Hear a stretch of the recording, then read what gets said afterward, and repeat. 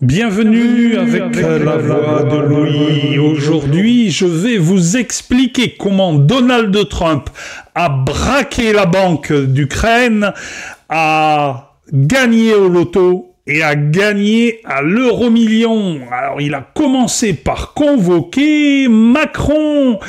Macron arrive là-bas et il commence à bomber le torse dans le bureau ovale. Il veut que Zelensky soit aux accords de paix.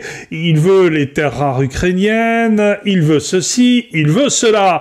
Et Donald Trump, qui n'a pas beaucoup de temps à perdre et qui n'est pas un canard de 3 semaines, va jouer avec Macron à un jeu que Vladimir Poutine lui a appris. Et ce jeu, c'est la roulette russe.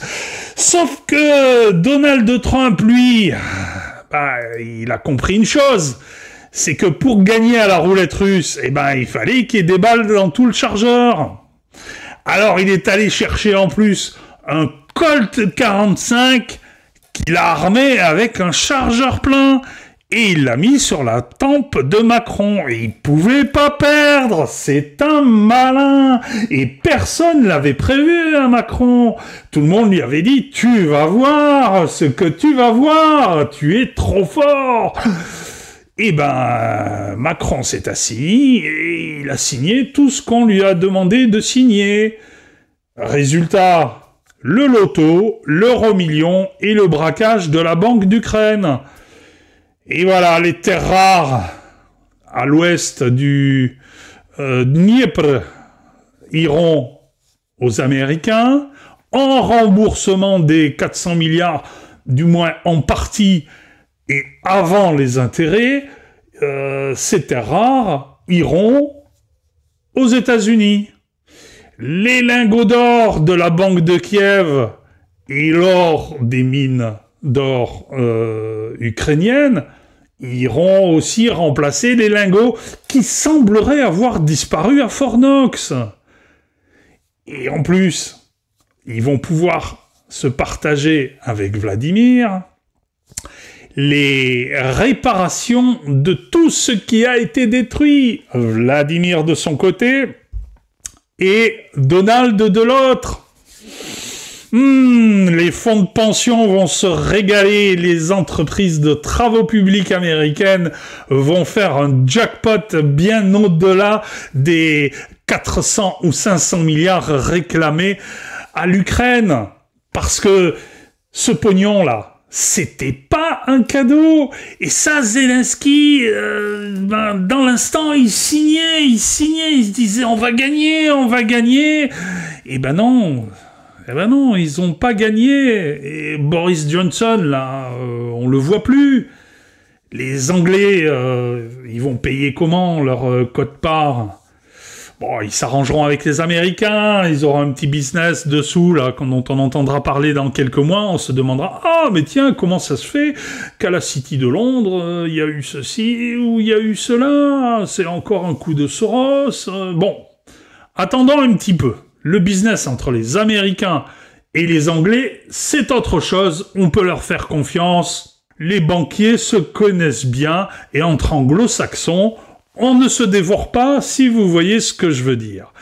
Par contre, Macron, lui, il commence à être tout seul. Et il y a plus maman Merkel. En Allemagne, l'AfD, il a quand même fait 20%.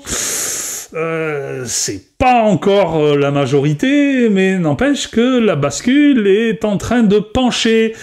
Et les euromondialistes, petit à petit, perdent du terrain.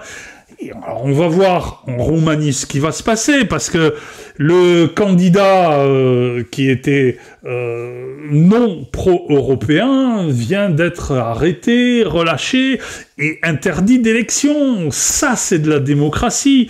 Et Trump a dû un petit peu lui en parler quand même à Macron. Il a dû lui dire faites attention, si vous commencez à mettre votre nez dans les élections des uns et des autres, nous derrière, on va sortir les dossiers. Si vous voyez ce que je veux dire. Et les dossiers qui ont été piqués par le FBI à Mar-a-Lago, Trump, il avait des doubles, hein. C'est pas la peine de croire au Père Noël. Ces gens-là, ils savent faire des photocopies et des duplicata. Eh oui. Et Macron, il y a des dossiers qui l'embarrassent vraisemblablement un petit peu. Le French Document, French President Document, French President File, qui aurait été pris pendant la perquisition du FBI, et ben il y en a un petit peu partout dans les coffres-forts des avocats à droite et à gauche, et celui qui a été piqué, c'est pas très grave, c'en est un parmi tant d'autres, mais ça reste un petit peu ennuyeux, même si la plupart des gens s'en fichent complètement de cette histoire. Il y en a que ça gêne, parce que c'est un mensonge quand même, si tout ça est avéré, en partie ou en totalité. Enfin, tout ça est tellement glauque. Quelle est la vérité? Qu'est-ce qui va sortir? À mon avis, l'assassinat de Kennedy, ça va être roupide sans sonner à côté. Et celui de Martin Luther King, ce sera un détail de l'histoire, si vous voyez ce que je veux dire.